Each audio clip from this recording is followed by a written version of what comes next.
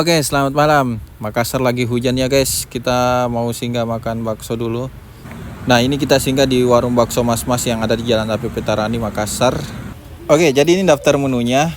Ada beberapa pilihan minuman dan tentunya di sini spesialis bakso ya. Ada mie pangsit dan mie ayam juga, dan ada Indomie juga.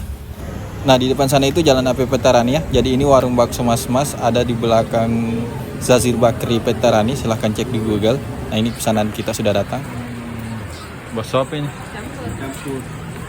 Udah pakai mie kah? Rasa campur. Mie-nya pakai request. Iya, ini Indomie. Oh, saya kira sudah campur.